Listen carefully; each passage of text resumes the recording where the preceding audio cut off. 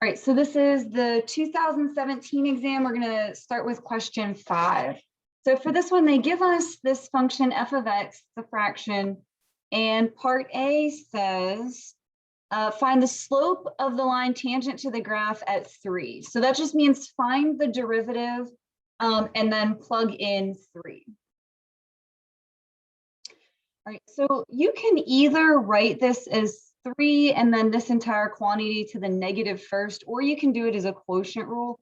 I would probably just do a quotient rule instead of trying to rearrange it.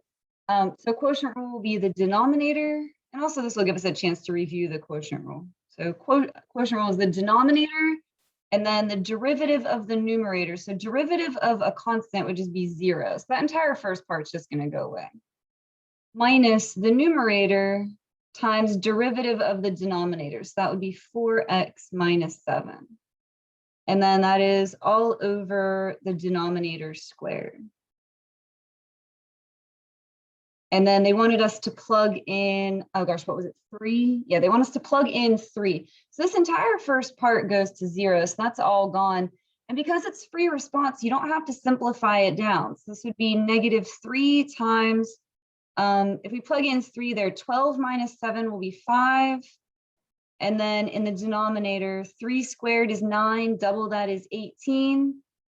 Minus 7 times 3 will be 21, plus 5, and then squared.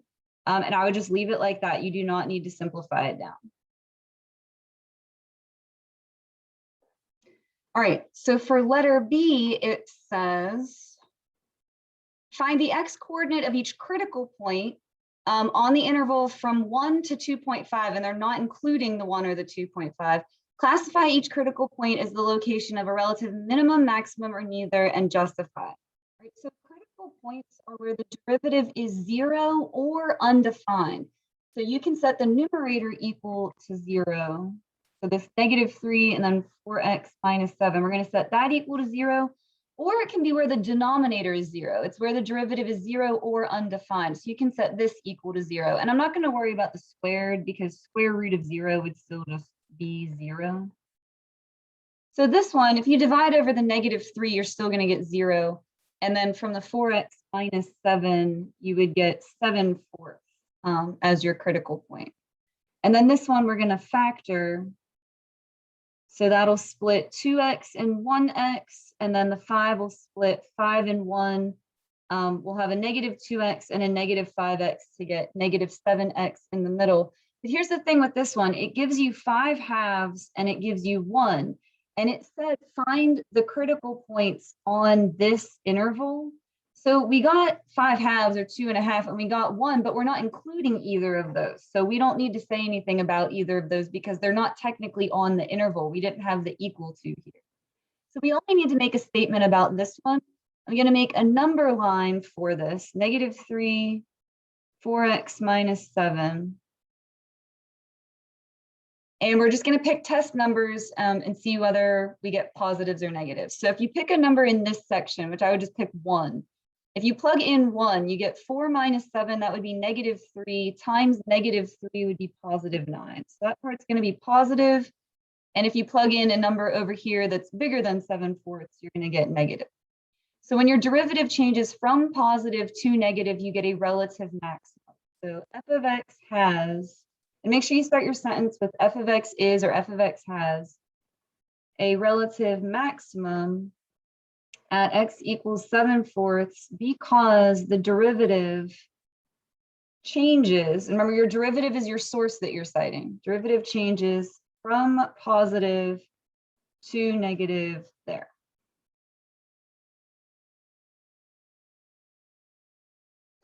All right, and then part C says using the identity that, and then they tell you that this function equals, here, let me write this down, 2 over 2x minus 5 minus 1 over x minus 1. So knowing that that's true, evaluate the integral from 5 to infinity or show that it diverges. All right, so we want to do the integral from 5 to infinity. So it's going to be limit as b goes to infinity, integral from 5 to b. So it was 5 to infinity. You're basically just moving the problem. somewhere else, we're going to do a limit as b goes to infinity and just call this b, integral from 5 to b, of this. So the 2 over 2x minus 5 minus 1 over x minus 1 dx. Right, so we're going to do the antiderivatives. I'm going to do them separately. So let's just look at this part. If you go to do a u substitution, you would let u equal the denominator. The derivative of 2x minus 5 would just be 2. And so you would adjust that with a 1/2. But here's the kind of nice thing about this. You would multiply by a 1/2, but there's a 2 right there. So they would cancel each other out, which is nice. So you kind of don't even need to worry about that adjustment. And you would have 1 over u. So your antiderivative for 1 over u would be ln. So we've got limit as b goes to infinity, ln of 2x minus 5, and then minus, and then the same thing's going to happen with this one, except you don't even need to worry about a u substitution for that because it's just x here. Minus 1 is a constant, so that'd be 0. So ln x minus 1 such that, and then from 5 to b. So I'm still keeping this limit notation out front. We're going to do upper boundary minus lower boundary. So basically, when you plug in b, I can drop the absolute value here. This is going to not matter. We're plugging in b for this. I'm going to run out of space. Hold on. I didn't leave enough room in my parentheses there. So ln b minus 1. And then lower boundary, we're going to plug in 5. So that'll be ln of 10 minus 5, which will just be 5, minus ln of 4. Now, here's where I think this problem is kind of a little tricky, because you have to remember your logarithm rules from pre-calc, which is just always a struggle. Every time I bring it up, everyone just kind of stares at me like, what are you talking about? But whenever you subtract your logarithms, you divide what's inside of them. So this would be ln of 2b minus 5 divided by b minus 1.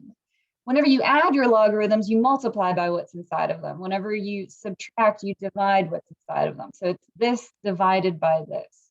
And then same thing here, it would be 5/4. We'll have ln of 5/4 there.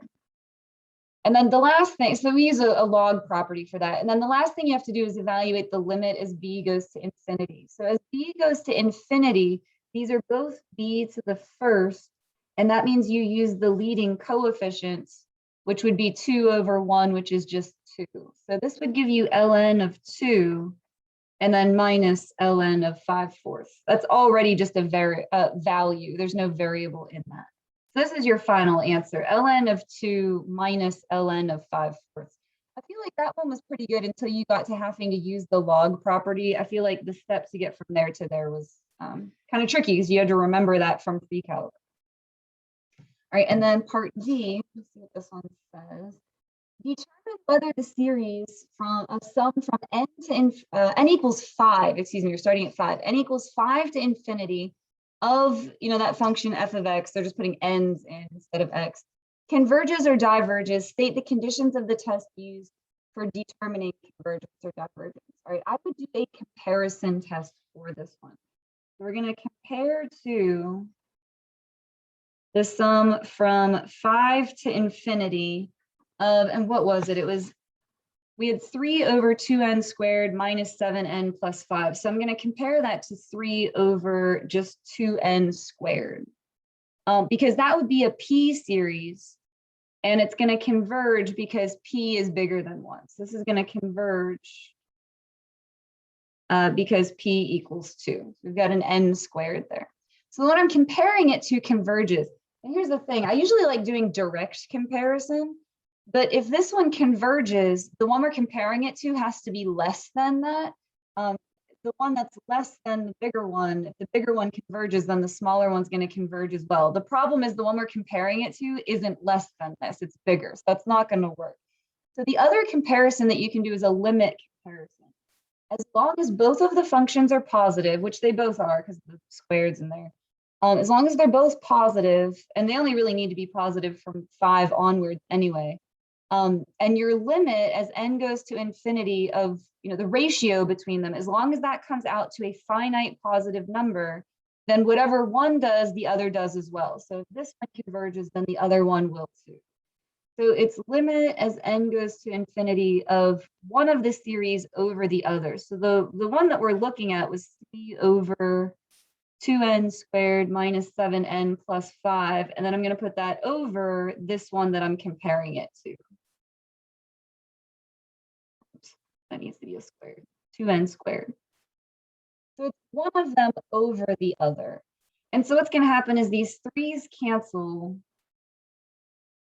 And when you multiply by the reciprocal, this is going to come up to the numerator. So it would be 2n squared over all of this. And that's going to give you 2 over 2. Again, these powers are the same, so we're going to use the coefficients 2 over 2, which is 1. So since that comes out to a positive finite number, and because both of the series are positive, since this one converges, the other one is going to converge too by limit comparison. You kind of just have to write that all out, so it's sort of a lot to write. So since the series we were looking at is bigger than 0, and the one we compared it to is bigger than 0, because they said mention the conditions, and both of those have to be positive. So since both of those are positive, for n being greater than or equal to 5, and the limit is a positive finite number. I guess you could even just say the limit came out to be 1, but the theorem says the limit is a positive finite number. And since this one converges,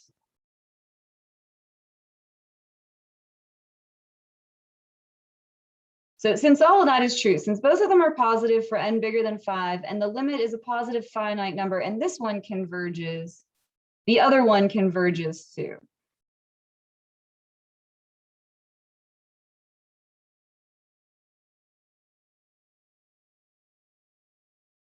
By limit comparison.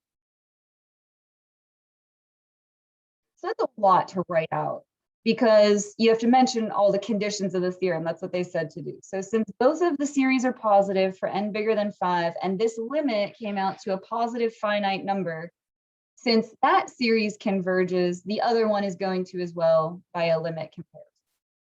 All right, so let me go back and go over what the points were for this one. For part A, it says 2 points for the answer, but I think that they would probably give 1 point for the derivative and then 1 point for the answer. They would probably break it into 2, but you would probably just get the whole thing because it was just the derivative and then plug in 3.